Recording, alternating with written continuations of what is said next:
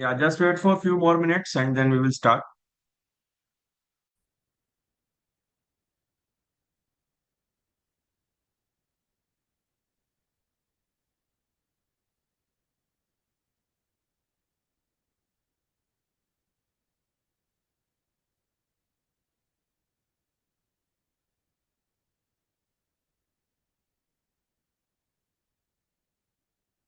Hi everyone, welcome to the class. So let's start quickly. Right, कुछ कुछ चीजें मुझे डिस्कस करनी है रिगार्डिंग द ओमेट्स है ना। सबसे पहले we will start with the CAT only. Right, CAT में क्या है क्या नहीं है। Right, so hardly how many days are left to the CAT. 30 नवंबर को एग्जाम। कितने दिन रह गए?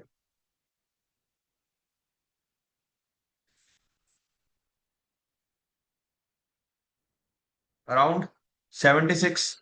Let's say around 75 days are left, जिसके बीच में दिवाली भी आने वाली है, जिसके बीच में दशहरा भी आने वाला है, जिसके बीच में बहुत और आपके रामनवमी आने वाली है ना। बहुत सारे फेस्टिवल्स आने वाले हैं, है ना। तो बहुत कुछ यहाँ पे आने वाला है, but you have to make sure कि आप 75 डेज हर एक दिन बहुत अच्छे से प्रिपरेशन कर रहे हो। And when ever you feel you have time, for example आज संडे है, बहुत लोग आज फ्री होंगे, तो उसको वेस्ट मत होने दो। बिकॉज कहीं ना कहीं दिवाली के टाइम, कहीं ना कहीं दशहरा के टाइम बहुत बार ऐसा होगा कि आप पढ़ नहीं पाओगे, घर में माहौल ऐसा होगा, ऑफिस में काम कम होगा, जल्दी होगा। Right, so when ever you feel free कि यार आज टाइम है, तो वहां पे अपना 100% देने का ट्राई करो।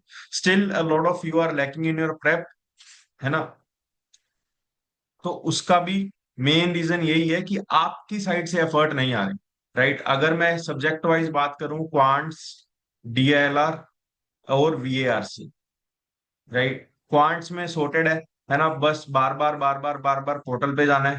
राइट, डीएलआर में भी आपको फोकस करना है मॉक स्ट्रेटेजी बिल्डिंग पे। राइट, ठीक है। और अपने सेट्स लगाते जाओ, इतना ही करना है, सेक्शनल्स लगाते जाओ। वीआरसी में अगेन प्रैक्टिस करनी है, डेली प्रैक्टिस करनी है, डेली कर लो। अदरवाइज डेली या अल्टरनेट डेज पे एक एक एक एक एक एक सेक्शनल देना स्टार्ट कर दो, है ना। अब हमारी तरफ से कंटेंट आ रहा है, आपको सेक्शनल देने हैं नहीं देने, this is up to you. Last 75 days में ना ही कोई बच्चे को मोटिवेशन देने का फायदा है, और ना ही 75 डेज में मोटिवेशन वर्क करती है ना। आपको पढ़ना होगा तो आप पढ़ोगे, नहीं पढ़ना होगा तो ऑब्वियसली आप नहीं पढ़ोगे, है ना। तो बट मेन बात ये होती है कि यार हमारे पास कंटेंट है, हमारे पास प्लान है, प्लान आपका एकदम क्लियर है। कैट तक आपको कुछ और सोचना ही नहीं है। आपको बस ये बार बार 3 सब्जेक्ट सोचने हैं, और 3 में से एटलीस्ट एक सब्जेक्ट हर बच्चे का कहीं ना कहीं थोड़ा थोड़ा ठीक ठीक होता है। 1 या 2 सब्जेक्ट थोड़े बहुत खराब होते हैं, है ना। और तीनों सब्जेक्ट्स का मेन, अगर आप देखोगे, सिर्फ प्रैक्टिस बिल्डिंग पे ही है ना। क्वांट्स में फॉर्मूलाज हैं, क्वांट्स में कॉन्सेप्ट्स हैं, बट अल्टीमेटली इट डिपेंड्स कि आप कितना प्रैक्टिस कर रहे हो। प्रैक्टिस ज्यादा कर रहे हो तो अच्छा रिजल्ट आएगा, है ना। कम प्रैक्टिस कर रहे हो तो वैसा रिजल्ट आएगा। अगर एक टाइम के बाद आपको लग रहा है आपकी चीजें, एक बार आपने एटलीस्ट एक बार भी कुछ गो थ्रू किया हुआ है, तो वो उसके बाद प्रैक्टिस से ही इंप्रूव होगा। उसके बाद बार बार लेक्चर्स करना, बार बार रिवीजन करना अच्छी बात है, बट उतना हेल्पफुल नहीं होगा वो, है ना। उसके बाद आपको यही देखना है कि प्रैक्टिस में कहाँ गैप है, प्रैक्टिस और कर सकते हो, प्लस मॉक्स ज्यादा दो, है ना। जितने मॉक्स दे सकते हो उतने दो, क्योंकि मॉक्स से ना क्या होता है, अगर प्रेशर भी आएगा तो वो अच्छा ही प्रेशर है। अगर आपको लग रहा है आपके स्कोर नहीं आ रहा, तब भी वो अच्छी बात ही है ना। क्योंकि अगर वो सोच के आप देखोगे, तब भी आपको कहीं ना कहीं आपको लगेगा कि यार हाँ मैं इम्प्रूव कर सकता हूँ, है ना। तो मॉक्स आप ज्यादा से ज्यादा दो। फिर 2017 से लेके 2024 के सारे पेपर आपको देने ही देने हैं। तो कैट के लिए आपकी प्रायोरिटी पे होनी चाहिए प्रैक्टिस, मॉक्स और 2017 से 2024 के पेपर।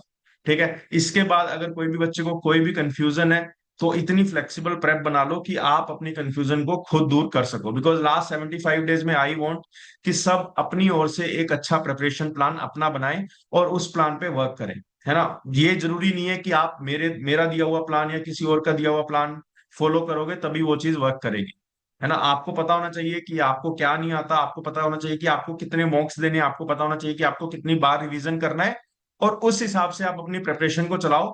बस when ever you think about studying, उससे पहले एक चीज देख लो कि क्या ये करने से मेरे मार्क्स इंप्रूव होंगे, क्या ये करने से मेरी अंडरस्टैंडिंग इंप्रूव होगी। अगर वो हो रही है तो आप कर लो। फिर उसके बाद, क्योंकि कई बार क्या होता है ना, बच्चे को लगता है यार मेरा अरिथमेटिक पूरा मार्क्स नहीं आ रहे, तो वो दोबारा अरिथमेटिक पढ़ना स्टार्ट कर देता है। तब आप यही क्वेश्चन पूछो, क्या दोबारा पढ़ने से मेरे मार्क्स इंप्रूव होंगे, या प्रैक्टिस देने से मार्क्स इंप्रूव होंगे, या मॉक्स देने से मार्क्स इंप्रूव होंगे। तो जिस चीज से भी आपके मार्क्स इंप्रूव होते हैं, आपको उसी चीज की तरफ जाना है। फालतू में हजार चीजें आप नहीं कर सकते। और इस टाइम पे, टाइम ऐसा है कि हर बच्चे के पास बहुत सारा मटेरियल है, किसी का भी कुछ भी कंप्लीट नहीं है। अब यहाँ पे आपको प्रायोरिटाइज करना है कि आपको पहले किस पे फोकस करना है, बाद में किस पे फोकस करना है, और सबसे ज्यादा आपको किस पे फोकस करके एफर्ट जहां पे ज्यादा दोगे, सबसे ज्यादा रिजल्ट कहाँ पे आएगा। राइट, मॉक्स में there will be some sections जो बहुत बेकार होंगे। अब अगर कोई एक ऐसा सेक्शन है जहां पे स्कोर बहुत ज्यादा फ्लक्चुएट हो रहा है, जहां पे परसेंटाइल बेयर मिनिमम भी नहीं आ रही है ना, तो सबसे पहले वो सेक्शन पे वर्क करना स्टार्ट कर दो। जब ये सेक्शन सॉर्ट हो गया, उसके बाद जो अपना सबसे स्ट्रॉन्ग सेक्शन है उस पे फोकस करो, और उसके बाद ओवरऑल पे फोकस करो, है ना। और मोस्ट ऑफ द टाइम यही होता है कि बच्चे ने 4 मॉक्स दिए हैं, 5 मॉक्स दिए हैं, तो 4-5 मॉक से आपकी स्ट्रेटेजी नहीं बनती, 4-5 मॉक से आपको नहीं पता लगता कि आपको मॉक कैसे अटेम्प्ट करना है ना। जब आप मॉक दोगे 15-10, तब आपको पता लगेगा, तब 10-15 मॉक्स के बाद जाके पता लगेगा कि हाँ, मैं एक ऐसा टाइप का आदमी हूं, और मुझे इस टाइप से मॉक अटेम्प्ट करना है। And everyone's way of attempting the mock is very unique. तो आपका कोई भी एक वे हो सकता है जो शायद मुझे समझ ना आए, मेरे अकॉर्डिंग गलत हो, बट अगर वो आपको मार्क्स दे रहा है, कंसिस्टेंटली मार्क्स दे रहा है, तो वो चीज को आप नेक्स्ट 5-10 मॉक्स में दोबारा ट्राई करो, और वो चीज अच्छे से वर्क कर रही है तो उसको आप कंटिन्यू करो, है ना। कैट के लिए हमें यही करना है। अब कैट के लिए बहुत ज्यादा सजेशंस लेने की जरूरत नहीं है, और हर दिन अपनी एक नई स्ट्रेटेजी बनाने की जरूरत नहीं है। अदरवाइज सारा टाइम आपका ऐसे ही चला जाएगा। और आज के बाद 3-3 डेज का प्लान बनाना स्टार्ट कर दो, है ना, 3-3 डेज का प्लान बनाना स्टार्ट कर दो, so that in the next 75 days you have 25 blocks, जहाँ पे हर 3 दिन के बाद आपका प्लान रिफ्रेश होगा, और आप नया नया नया नया कुछ इंप्रूव करते जाओगे। एटलीस्ट मॉक्स देना स्टार्ट कर दो, every 3 days at least you should appear for 1 mock, मतलब वीकली 2 मॉक देने ही देने हैं। राइट, फिर 2017 से 2024 के मॉक्स भी देने हैं इसके साथ। राइट, उसके बाद जो आपको ग्रुप में टारगेट्स मिल रहे हैं वो सारे, है ना, वो सारों पे वर्क करना है। ठीक है, अब देखो ग्रुप में मैं फालतू मोटिवेशन, फालतू स्ट्रेटेजी इसलिए पोस्ट नहीं करता बिकॉज वो सुनने में अच्छी लगती है। वो मैं कैट तक डेली पोस्ट करता जाऊंगा, आप लाइक भी करोगे, आप कमेंट भी करोगे, आप सब कुछ करोगे, बट वहां से कभी भी आपका इंप्रूवमेंट नहीं आएगा, है ना। ईयर ऑन ईयर ये बहुत जगह होता है कि ग्रुप पे डेली बोल देते हैं आप ये कर लो, यहाँ से ये हो जाएगा, वहां से वो हो जाएगा। वो मेरा वे ऑफ टीचिंग या वे ऑफ मेंटरिंग नहीं है। मेरा वे ऑफ मेंटरिंग वही है कि यार ये चीज करने से स्कोर इंप्रूव होगा, मुझे लगा वीएआरसी का सेक्शनल बच्चे को देना चाहिए जिसका कमजोर है, तो मैंने वीएआरसी सेक्शनल अवेलेबल करवा दिए, है ना। क्वांट्स में जितना हो सकता है हम डेली कर रहे हैं, डीएलआर में जितना हो सकता है हम डेली एफर्ट मार रहे हैं। तो एफर्ट जब तक नहीं मारोगे, मेरी साइड से एफर्ट नहीं आएंगे या आपकी साइड से एफर्ट नहीं आएंगे, तब तक स्कोर इंप्रूव नहीं होगा। और अगर एक भी चीज ऐसी होगी जहां पे मुझे लगता है कि मैं मैजिक कर दूंगा, मैं आपको कुछ बता दूंगा और आपका स्कोर एकदम से जंप हो जाएगा, तो फिर मैं वो आपको हर हर दिन बता दूंगा, है ना। मैं आपको ऑलरेडी बता चुका होता, बट ऐसी कोई भी चीज नहीं है। अरे शायद ऐसा हो सकता है आपके कुछ उस चीज से कुछ क्वेश्चन सोल्व होना स्टार्ट हो गए हो, है ना, for some time period. But जब आप मॉक में जाओगे, मॉक में आपका एक्सपीरियंस और प्रैक्टिस ही काम आएगी, मॉक में कोई भी शॉर्टकट नहीं लगता, है ना। मॉक में आपने क्वांट्स में भी देखा होगा, बहुत बच्चे ऐसे हैं क्वांट्स के क्वेश्चन घर पे आके सोल्व कर लेते हैं, डेली ग्रुप्स में सोल्व कर रहे हैं, बट क्वांट्स का उनका इतना अच्छा स्कोर नहीं आ रहा। तो कहीं ना कहीं आपको देखना पड़ेगा कि मॉक्स में क्या चल रहा है, क्या नहीं चल रहा।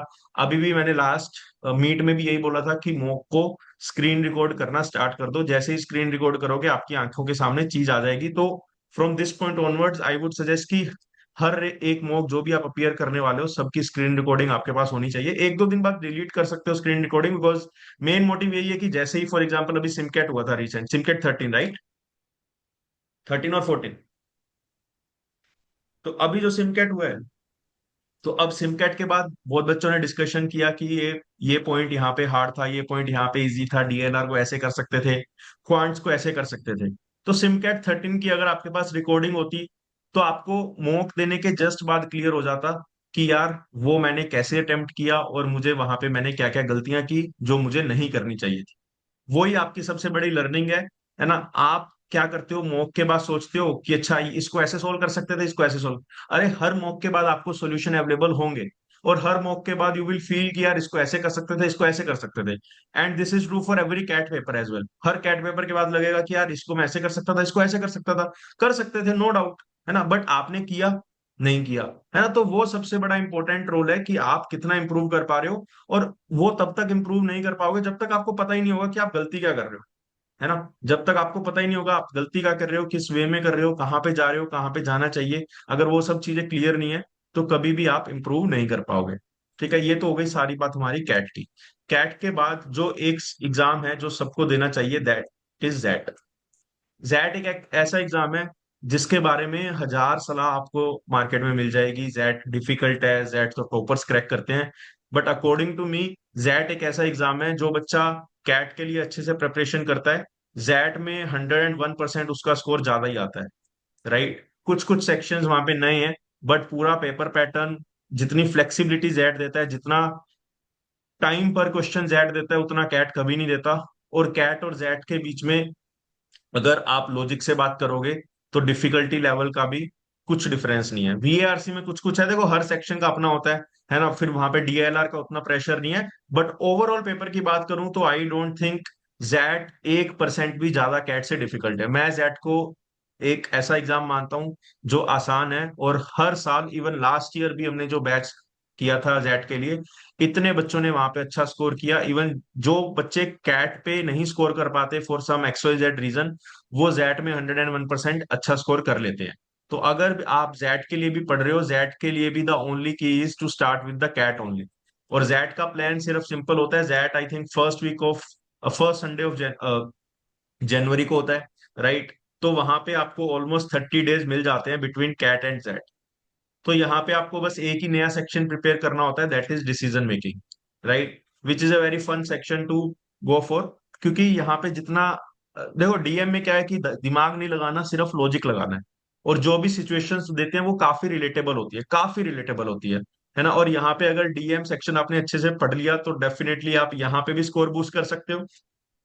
वीएआरसी थोड़ा सा चैलेंजिंग होता है, बट क्वांट्स प्लस डीएलआर जो एक इसका सेक्शन आता है उसमें आपको टाइम भी ज्यादा मिल जाएगा, और ये सेक्शन इजी होता है।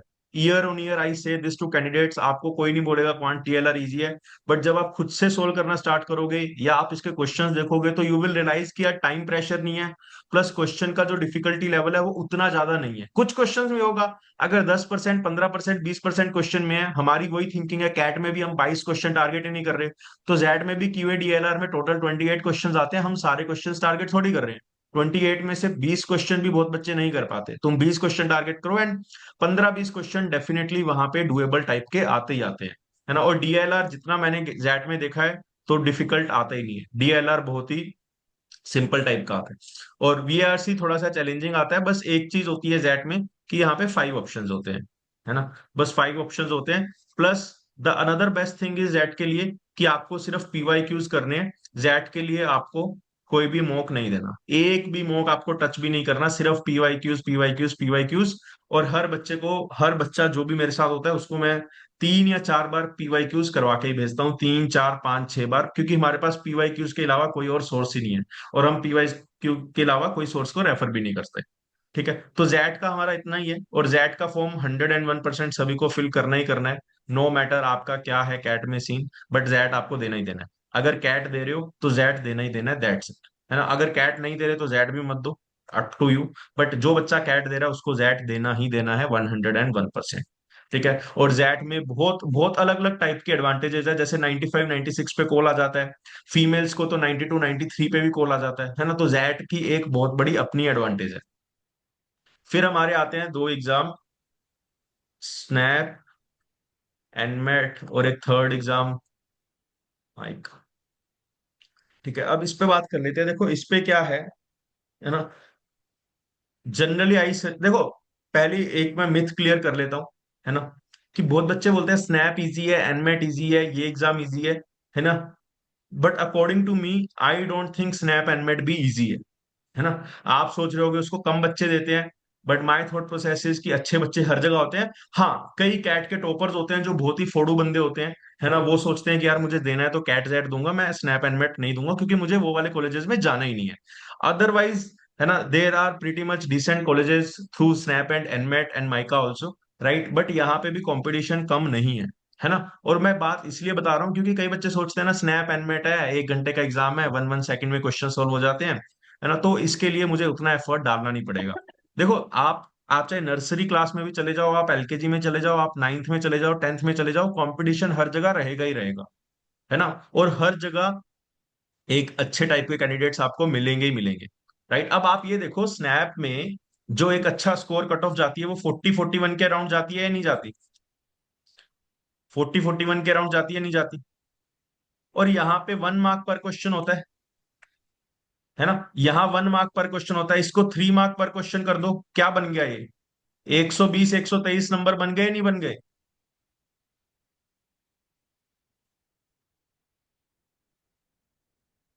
राइट। तो पूरा जो प्रोसेस है वो तो कैट जैसे ही प्रोसेस है ना, बस उन्होंने जो पर मार्क है ना, पर क्वेश्चन जो मार्क थे वो 1 कर दिया instead of 3। Otherwise cut off 120 123 marks जाती। और दूसरी बात, यहाँ पे प्रेशर होता है because you just have 60 minutes, 60 minutes and 60 questions. तो ऐसा नहीं है कि ये एग्जाम सिर्फ आपके लिए ही इजी है, जो सामने आपका बाप बैठा है, जो सामने आपसे आपसे बढ़िया बच्चा बैठा है, उसके लिए भी ये एग्जाम बहुत इजी है। तो कंपटीशन तो फिर सेम स्टेज पे हो गया।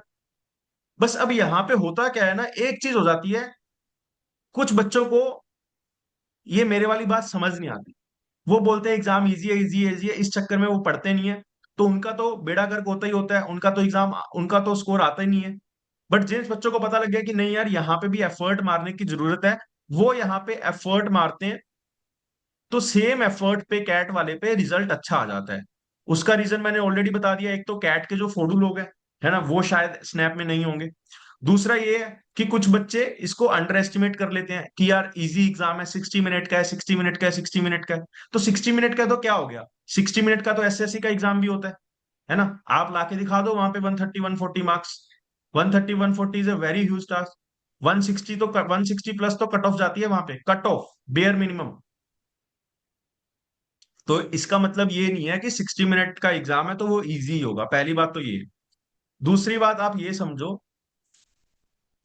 है ना, दूसरी बात आप स्नैप में ये समझो, ठीक है, यहाँ पे अगर किसी बच्चे ने पोर्टल से क्यूए किया हुआ है, तो आप क्यूए के क्वेश्चंस एक एक 1.5 1.5 मिनट में पूरे कर लोगे। मतलब अगर कोई बच्चा क्यूए में अच्छा है या डिसेंट है, तो वो क्यूए से भर भर के मार्क्स ले आएगा, डेफिनेटली ले आएगा। ठीक है। इसका जो लॉजिकल रीजनिंग होता है, उसमें थोड़े से नए टॉपिक्स हैं, है ना, इनपुट आउटपुट हो गया, कैलेंडर भी टॉपिक है, सिलोजिज्म है, या फिर क्या बोलते हैं उसको, सिलोजिज्म में बोलते हैं ना ऐसे वाले को, right, all cats are animals, right, few animals are dogs. ठीक है ना, तो ऐसे ऐसे क्वेश्चंस हैं। कुछ सीक्वेंस सीरीज के भी क्वेश्चन आ जाते हैं। तो हल्का सा पैटर्न बस यहाँ पे चेंज होता है एलआर के लिए। जो आप कहीं से भी ओपन सोर्स से ट्राई करोगे कवर करने का, तो definitely you will be able to go through all the topics, है ना। थोड़े सीआर के क्वेश्चंस हो जाते हैं, एजम्पशंस के हो जाते हैं, स्ट्रेंथनिंग वीकनिंग हो जाता है। बट मेरा पॉइंट यहाँ पे यही है कि इनमें से 50-60% टॉपिक ऐसे होंगे जो आप एज अ कैट एस्पिरेंट बहुत इजीली समझ लोगे। बिकॉज आप अगर 22 22 मिनट में, 15 15 मिनट में एक पूरा बड़ा सेट क्रैक कर सकते हो, है ना, ब्लड रिलेशन के क्वेश्चन है, तो यहाँ पे तो चीजें लॉजिकली समझनी ही है, दैट्स इट। राइट। और बहुत ही छोटे छोटे क्वेश्चंस आते हैं, कई क्वेश्चंस आते हैं जिसमें टाइम लगता है, कई क्वेश्चंस होते हैं जो, ऑब्वियसली 60 मिनट का एग्जाम है, 60 क्वेश्चंस है, तो जो क्वेश्चन का लेवल आता है ना, या जो एक ऑप्टिमम टाइम लगना चाहिए आपको क्वेश्चन सोल्व करने में, वो बहुत ही कम होता है ना। और अगर किसी को एलआर कवर करना है, तो 15 या 20 दिन में आप डेफिनेटली एलआर को एकदम बढ़िया कर सकते हो। और क्वांट्स और वीआरसी हल्का सा डिफरेंट आता है, बट बहुत ज्यादा वीआरसी इसमें डिफरेंट नहीं आता। फॉरेन वर्ड्स हैं, फॉरेन वर्ड्स में भी ऐसा नहीं है कि बहुत ही अजीब से वर्ड आ गए, कभी कभी फॉरेन वर्ड्स में अगर बहुत ही अजीब से वर्ड आ, आप देखो बहुत लोग ना छोटी छोटी चीजों की टेंशन लेते हैं, है ना। फॉरेन वर्ड्स है, अब फॉरेन वर्ड्स में अगर कोई बहुत ही अटपटा वर्ड आ गया जो किसी को भी नहीं पता, है ना, तो क्या आप वो कवर कर पाओगे? Definitely not. तो फॉरेन वर्ड्स भी अगर आपको करने हैं, compound words, figure of speech जो भी है, एक्टिव पैसिव से भी बहुत क्वेश्चंस आते हैं, but there are lot of questions which you can easily do. तो स्नैप के लिए आपको कोई अलग से प्रिपरेशन की रिक्वायरमेंट नहीं है, क्योंकि देखो टाइम सबके पास लिमिटेड है। स्नैप को टाइम दोगे फिर कैट से कम हो जाएगा, है ना, स्नैप को दोगे एनमेट से कम हो जाएगा। तो स्नैप एनमेट के लिए, क्वांट्स के लिए आई डोंट थिंक बहुत ज्यादा कुछ करने की जरूरत है।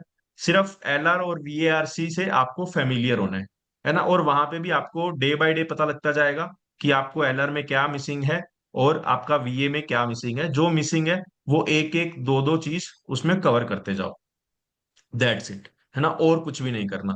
स्नैप के लिए your strategy should be to appear for at least 20 mocks. ठीक है, 20 मॉक्स से अपीयर कर लोगे, इससे क्या है, आपको घर बैठे ही डिसेंट आइडिया लग जाएगा कि आपका स्कोर क्या आने वाला है।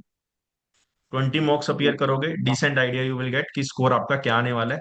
ठीक है। प्लस मतलब भाई। आपको कौन से टॉपिक्स नहीं आते, है ना, आपको कौन से टॉपिक्स नहीं आते, तो ये आपको डिसेंट आइडिया लगने वाला है। राइट, तो स्नैप के लिए आपका प्लान यही होना चाहिए। अब स्नैप में देखो, there will be 3 attempts. Right, अब किसी को भी नहीं पता ये अटेम्प्ट्स में से कौन सा अटेम्प्ट इजी आएगा, कौन सा अटेम्प्ट हार्ड आएगा।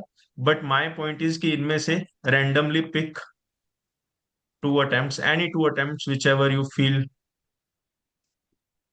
You should attempt. तो यहाँ पे दो आपको मॉक अटेम्प्ट, दो ऑफिशियल मॉक अटेम्प्ट आपको शेड्यूल करने चाहिए, है ना। तो 3 में से एटलीस्ट आई थिंक 2 अटेम्प्ट तो कर ही लो। Right, if you are feeling lot insecure तो 2 या 3 भी कर सकते हो। राइट, अगर आपको है कि स्नैप आपके लिए बहुत ज्यादा इंपॉर्टेंट है। बट अगर आप स्नैप देने जा रहे हो तो I think at least you should go with the 2 attempts. Because कई बार क्या होता है ना कि after first attempt you will feel कि यार एग्जाम तो इजी था, बट मेरे साइड से कुछ गलतियां हो गई। Right, then you will crave for second attempt. But फिर तब आप फॉर्म फिल नहीं कर सकते, पहले ही डिसाइड करना पड़ेगा कि आपको कितने अटेम्प्ट देने हैं। तो एक अटेम्प्ट में हमेशा आपको you will feel this after the exam कि यार एक अटेम्प्ट और होता ना तो शायद मैं इंप्रूव कर लेता। सो आई थिंक वो स्कोप ऑफ इंप्रूवमेंट होना चाहिए। 2-3 हजार का एक्स्ट्रा फॉर्म लगेगा। Right, I don't think that is an major issue. Right, उसी के लिए तो पढ़ रहे हो ना, है ना। पढ़ पढ़ भी तो उसी के लिए रहे हो। अब पूरा साल पढ़ रहे हो, पढ़ रहे हो, पढ़ रहे हो, आपकी प्रिपरेशन एकदम सही है, और उसके बाद ये सोच रहे हो कि यार इसमें पैसा लगेगा, तो वो एक गलत थिंकिंग है ना। तो वो एग्जाम फॉर्म्स में वैसा नहीं करना चाहिए अकॉर्डिंग टू मी। ठीक है, क्लियर है। मतलब भाई एक डाउट है। हाँ बताओ। मतलब भाई इस बार का मैंने मतलब उनका ऑफिशियल मॉक आया था स्नैप वालों का। तो उसमें उन लोगों ने आरसी भी डाल दी थी, जो हाँ मतलब फिर यूजुअली आता नहीं है। तो should we consider that as like मतलब। मुझे नहीं पता ना वो, यार वो क्या कंसिडर, उसमें कुछ कंसिडर करने का है ही नहीं। एग्जाम में आपको आरसी दिख गया तो आपके पास क्या चॉइस है, आपको देना है। अगर नहीं दिखा तो नहीं दिखा। अब कल को कैट के वर्बल में भी अगर आरसी नहीं आया तो एग्जाम में क्या करोगे? कुछ नहीं कर सकते, एग्जाम में जो आएगा वही सोल्व करना है। और आरसी वारसी के लिए आई डोंट थिंक, अभी आपने इतने आरसी सोल्व कर लिए, उसमें आपको कोई दिक्कत होनी नहीं चाहिए। अगर आरसी आया तो कर लेना, नहीं आया तो मत करना। क्योंकि 3-4 साल पहले आरसी आता था, बीच में उन्होंने बंद कर दिया, तो नो बडी नोज कि वो क्या देने वाले हैं क्या नहीं देने वाले। The best we can expect is कि हाँ जी कुछ कुछ चीजें आ जाएगी, और वही हमने किया है। अगर आप 20 मॉक्स वाला हमारा पैक देखोगे, आप एक बार इस क्लास के बाद जाके देखना जो वेबसाइट पे 20 मॉक्स हैं। ठीक है, उनमें से हमने यही बोला है कि first 10 mocks and then 11 to 10 mocks. Right, यहाँ पे we will also give some new topics, we will also give some different variety of questions जो शायद पहले पास्ट में नहीं आए हुए। और यहाँ पे we will run it like the past year only. ठीक है, ताकि आपको दोनों चीजों का फ्लेवर आता रहे, है ना, फर्स्ट to 10 मॉक में, क्योंकि नए वैरायटी के क्वेश्चंस ऑब्वियसली कभी भी आ सकते हैं। और कुछ हमारा एजम्पशन ये भी है कि लास्ट ईयर जैसा पेपर पैटर्न भी फॉलो होगा। ठीक है, पहले हमने यहाँ पे भी कुछ आरसीज डाले थे, but later we removed, we felt कि यार आरसीज शायद अब आना बंद हो गए हैं। राइट, बट अब देखो आ गए तो उसका कुछ नहीं कर सकते, है ना। और ऑफिशियल मॉक पे इतना कुछ रिलाई नहीं कर सकते, ऑफिशियल मॉक वो कहीं से भी उठा के कुछ भी डाल देते हैं। सो आई डोंट थिंक, और बहुत बच्चे बोल रहे थे कि इस बार का स्नैप का official mock was just a copy of last year official mock, तो वो सेम ही रहता है, they don't care about that too much, है ना। अब जैसे देखो स्नैप में लास्ट ईयर शेयर पे क्वेश्चन आ गया था, जो हमने शेयर वाला टॉपिक इस बार किया है तो उस पे क्वेश्चन आ गया था। Right, nobody expected that, अब आ गया तो फिर उसमें क्या कर सकते हैं ना, नई चीजें हमेशा एग्जामिनर थ्रो करेगा। उसको भी तो नया पैटर्न बनाना है ना, उसको भी तो कुछ कुछ, उसको भी तो पैसे मिल रहे हैं मॉक बनाने के, तो वो भी अपना बेस्ट डिलीवर करता है। ठीक है, अब एनमेट का देखते हैं। एनमेट का एक ही अटेम्प्ट होता है क्या? Just confirm. मतलब भैया ठीक है, मल्टीपल होता है, लेकिन उनका मेन वाला ही कंसिडर होता है, मतलब first attempt was considered. Multiple attempts होते हैं, बट अगर आपको एनएमआईएमएस जाना है तो वो फर्स्ट अटेम्प्ट जो आप दोगे उसके मार्क्स ही कंसिडर होते हैं। राइट, तो यहाँ पे आई एम एज्यूमिंग कि एक ही अटेम्प्ट होता है। अगर एनएमआईएमएस के अलावा अगर कोई अच्छा कॉलेज आपको दिख रहा है, आपको लग रहा है, बट मैं तो कह रहा हूँ एनमेट की जगह फिर स्नैप पे ज्यादा फोकस करो, है ना। एनमेट का अगर एक अटेम्प्ट देना है तो दे दो, है ना। और इसमें क्या होता है कि NMAT is an adaptive mock. ठीक है, एडेप्टिव में क्या होता है ना कि आपको जैसे फर्स्ट कंडीशन इज कि आपको सारे क्वेश्चंस सिलेक्ट करने पड़ेंगे, मतलब कोई भी क्वेश्चन अनअटेम्प्टेड नहीं कर सकते आप। सारे क्वेश्चंस का आंसर करना पड़ता है, and based on your progress वो आपको नेक्स्ट क्वेश्चन दिखाता है। फॉर एग्जाम्पल अगर आप सारे क्वेश्चंस अच्छे से अटेम्प्ट कर रहे हो, देन क्वेश्चन का लेवल इंक्रीज होता जाएगा, but with the increase in level आपका जो रिवॉर्ड है दैट इज मार्क्स, वो भी इंक्रीज होते जाएंगे। और लेट से अगर आपका डिफिकल्ट क्वेश्चन है वो आपने रॉन्ग कर दिया, वो आपको नहीं शो करेगा कि आपने रॉन्ग कर दिया, बट जैसे ही आप उसको रॉन्ग सिलेक्ट करोगे तो जो नेक्स्ट क्वेश्चन आता है वो इजी टाइप का आ जाएगा, फिर इजी से दोबारा लेवल इंक्रीज करना स्टार्ट कर देगा। फिर जब तक आप अटेम्प्ट करते जाओगे आपको मार्क्स भी ज्यादा मिलते जाएंगे पर क्वेश्चन, और जैसे ही आपने गलत अटेम्प्ट किया फिर दोबारा वो क्वेश्चन की डिफिकल्टी लेवल कम कर देगा, है ना। बट इसके बारे में बहुत ज्यादा दिमाग लगाने की जरूरत नहीं है। The only point is NMAT के लिए भी देखो, NMAT is a 2 hour exam, right. ठीक है। अब देखो इसमें भी जितना मैंने देखा है, राइट, जो हमारा सिलेबस है that is similar to SNAP, but जो क्वेश्चंस होते हैं वो हल्के से लेंदी होते हैं, है ना। जो क्वेश्चन के लिए प्रोसेस फॉलो करना पड़ता है वो थोड़ा सा लेंदी होता है as compare to SNAP. This is my understanding of NMAT, है ना। अब एनमेट पे बहुत ज्यादा बच्चे कंफ्यूज है स्केड्यूल के अकॉर्डिंग, राइट, कि कब उसको स्केड्यूल करना चाहिए।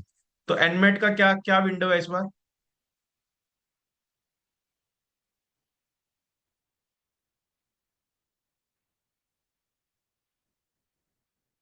क्या विंडो है स्केड्यूल करने की? 5 November to 19th of December. 5 नवंबर टू 19th of December. इसके बीच में एग्जाम दे सकते हो, राइट। जी। हम्म। हम्म, ठीक है। और स्नैप कब है? 6 दिसंबर भैया। हाँ, 6, 14, सिक्स 20. दिसंबर कुछ समझ नहीं आ 6 रहा। December, 14 December, and 20 December. 6, 14, 20, NMAT है हमारा 5 नवंबर टू 19 दिसंबर। अब देखो दो सिनेरियो है। एक तो है अगर आपको बिफोर कैट देना है, उसका रीजनिंग ये है कि कैट के पहले आई बिलीव कि एक बार रियल मॉक एक्सपीरियंस होना चाहिए, जहां पे आपको थोड़ी सी आंखें भी खुल जाए कि मॉक में जाके कैसे जोन्ड आउट हो जाता है बच्चा, है ना, और मॉक में जाके कैसे प्रेशर दिमाग में आ जाता है, राइट। सो अगर आपको वो एक्सपीरियंस करना है तो 6 टू 8 नवंबर के बीच में या 6 टू 10 नवंबर के बीच में आपको डेफिनेटली एग्जाम को स्केड्यूल करना चाहिए, राइट, अगर आपको बिफोर कैट देना है। क्योंकि बिफोर कैट में अगेन मैं बोल रहा हूँ, जब तक आप दिमाग से सोचोगे आप सोच ही नहीं पाओगे। शायद जो रिपीटर है उनको थोड़ा बहुत पता होगा, बट वहां पे जाके टेस्ट सेंटर में जाके जो आप चीजें भूलना स्टार्ट करते हो, जो प्रेशर आना स्टार्ट होता है ना, जो आप जोन डाउन होना स्टार्ट करते हो, तो वो आई थिंक कैट के लिए अगर हमें टेस्ट आउट करना है तो एक एनमेट ऐसा एग्जाम है जिस पे हम टेस्ट आउट कर सकते हैं। क्योंकि एनमेट खराब गया तो कोई भी दिक्कत नहीं है, बट कैट खराब गया तो फिर थोड़ा दिक्कत वाली बात है ना, क्योंकि कैट में हम मल्टीपल अटेम्प्ट्स भी नहीं कर सकते।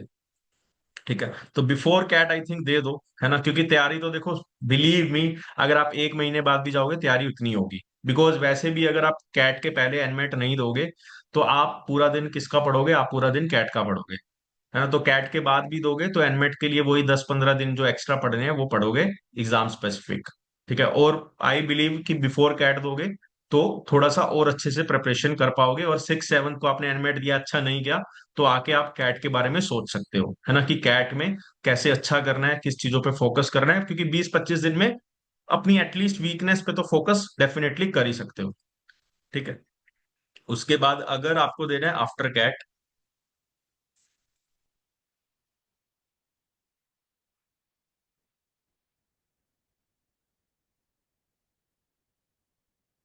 1 सेकंड, मीटिंग खत्म होने वाली है तो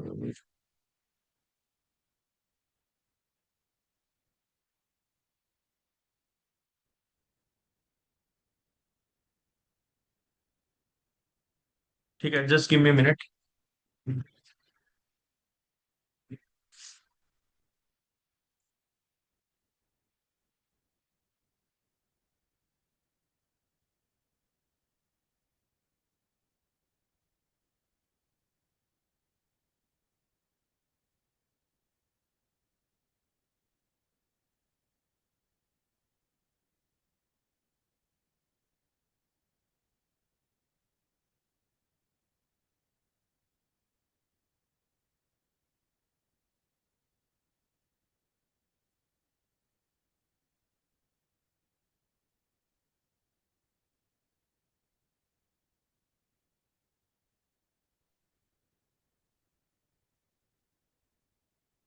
चलो, अब अगर देखो आफ्टर कैट देना है तो आफ्टर कैट कभी भी दे सकते हो, है ना। बट फिर वही है कि फिर आपका स्नैप भी बीच में आएगा, तो फिर आपको प्लान करना है कि स्नैप एंड को कैसे बैलेंस करना है। बिकॉज आफ्टर कैट दोगे तो अगले 20 डेज में आपके 3 अटेम्प्ट्स आ जाएंगे, 2 स्नैप के, एक एनमेट का। तो प्रेशर तो वहां पे भी है, वहां पे भी कोई चीज इजी तो नहीं है ना। एक 4-5 दिन में हर एक एग्जाम आएगा, फिर 1-2 दिन फटीग होगा, उसके बाद ओवर थिंकिंग होगी। तो वहां पे भी मुझे यही लगता है स्नैप में, स्नैप के लास्ट 2 अटेम्प्ट दे दो मेरे हिसाब से तो, 14 और 20 का, या इनमें से तो यार कोई भी कर दो, है ना। 6-20 का भी बेटर लग रहा है ना। 6-14 का मुझे उतना बेटर नहीं लग रहा, बट 14-20 या 6-20 जो भी आप देना चाहते हो, इसमें गैप अच्छा आ जाएगा, वो दे सकते हो। बट वही है कि फिर आफ्टर कैट अगर एनमेट अगर आप स्केड्यूल कर रहे हो तो फिर 20 दिन में 3 अटेम्प्ट आपको देने हैं, वो आपको क्लियर होना चाहिए। ठीक है, बिफोर कैट दोगे तो आई थिंक वो ज्यादा बेनिफिशियल है अकॉर्डिंग टू मी, है ना। और अगर आपको लग रहा है ना कि आपकी तैयारी अभी तक नहीं है एनमेट या स्नैप की, तो ये जब, और ये ऐसे एग्जाम है ना, देखो हमेशा हम पिछले 8 महीने 9 महीने से, है ना, हम हमेशा 8 महीने से 9 महीने से सिर्फ कैट कैट कैट कैट की बातें कर रहे हैं, है ना। तो अगर आपको लग रहा है एनमेट स्नैप के लिए टाइम कम है, तो बिलीव मी, जिस दिन आपका एग्जाम होगा उससे 15 20 या 30 दिन पहले ही आप सीरियस होकर इन एग्जाम्स के लिए पढ़ोगे। अगर आप सोच रहे हो ये आफ्टर कैट भी स्केड्यूल कर लोगे ना, तो आप टेंशन फ्री हो जाओगे, है ना। तो आप उसके बाद सिर्फ कैट कैट की बातें करोगे, और फिर एनमेट स्नैप जब भी आप पढ़ना स्टार्ट करोगे, और देखो आफ्टर कैट कर लिया ना तो एनमेट स्नैप के लिए आप पढ़ना पता है कब? नवंबर में कौन करेगा एनमेट स्नैप? अगर आपका दिसंबर में एनमेट स्नैप है तो नवंबर में जब कैट का इतना प्रेशर होगा तो एनमेट स्नैप की कोई बात ही नहीं करेगा, करना भी नहीं चाहेगा, है ना। तो तब भी मैक्स टू मैक्स आप 10-15 दिन के लिए पढ़ सकते हो आफ्टर कैट अगर अपियर कर रहे हो, है ना। और एक एग्जाम तो आपको 6 14 20 में कब स्केड्यूल करना है, तो हार्डली आफ्टर कैट 4-5 दिन होंगे। और कैट का कई बार ट्रॉमा भी होता है, अगर अच्छा पेपर होता है तब भी ट्रॉमा होता है, तो उसमें भी 4-5 3-4 दिन चले जाते हैं। और कैट के बाद इतनी चीजें आती है ना, हर दिन आपको पागलों की तरह वेट रहता है कि कब मेरा आंसर किया है, रिस्पॉन्स किया है, मुझे नंबर देखने हैं, मुझे ये देखना है। बच्चों के साथ पेपर डिस्कस करते हो तो वहां पे तो और भी टाइम कम है। बट यहाँ पे जब आप शेड्यूल कर लोगे बिफोर कैट, तो अभी से प्रेशर रहेगा, और अभी डिसेंट टाइम है, 2-3 महीने हैं। आई थिंक मॉक देते जाओगे तो चीजें इंप्रूव होती जाएगी। एनमेट स्नैप देखो, मॉक में बहुत ज्यादा टाइम ही नहीं लगेगा। स्नैप के मॉक में ना तो एनालिसिस में टाइम लगेगा, ना देने में टाइम लगेगा, सेम गोज विद एनमेट। तो मेरे हिसाब से तो एक एग्जाम कैट के पहले आपको डेफिनेटली शेड्यूल करना ही चाहिए, है ना, ताकि आपको पता लग जाए आप कहाँ पे स्टैंड करते हो और आगे की प्लानिंग आपकी क्या है। समझ गए?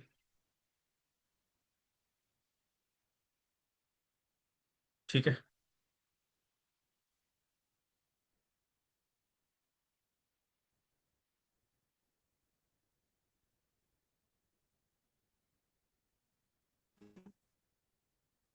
The meeting might and in next 2 minutes, because of premium I think update नहीं हुआ अभी तक, but I will send you another link.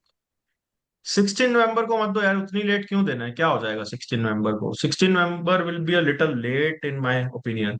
6 to 10th November दे दो ना, 10th नवंबर दे दो, 6 दिन पहले दे दो, ताकि फिर भैया नेक्स्ट 20 दिन ये आप जो फोकस कर पाओ। भैया ये जो एनमेट की जो डिफिकल्टी लेवल है वो through out the slot same होती है कि कभी मतलब वो मुझे नहीं स्नैप की पता यार। तरह?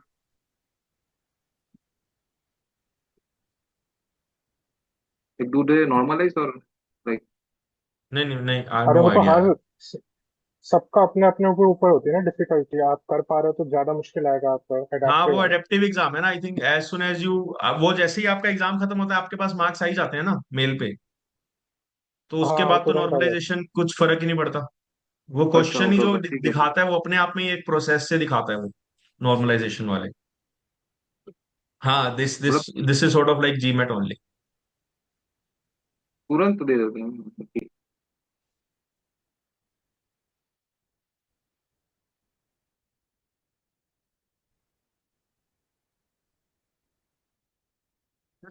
अगर कॉलेज वहां बुला के भी आपको इंटरव्यू कर रहा है, अगर कॉलेज बढ़िया है, अगर आपकी नजरों में एक एनएमआईएमएस डिसेंट कॉलेज है, आपको टारगेट करना है, तो कोई दिक्कत नहीं है। 15-20 हजार एक कॉलेज के लिए भी लग रहे हैं तो क्या दिक्कत है? 25 लाख फीस मेरा बिगर पॉइंट इज कि जब आप उस कॉलेज के लिए एग्जाम ही देने बैठ गए, तब ये सोचो ना कि मुझे वो कॉलेज टारगेट करना है। मतलब टारगेट करना है तो फिर ठीक है, एग्जाम में फीस भी तो आपकी 25 लैक्स होती है, किसी कॉलेज की 24 लाख होती है, तो ओवरऑल एक्सपेंस पे उतना ठीक है। हो भी रहे थे। अगर आपको वो एग्जाम कॉलेज दे रहा है अच्छा, तो डेफिनेटली आई थिंक जा सकते हो।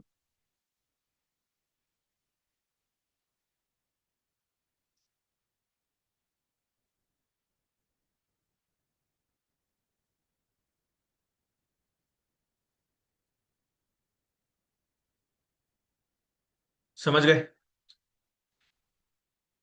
ठीक है, let me and the meeting here. I will send you the new link.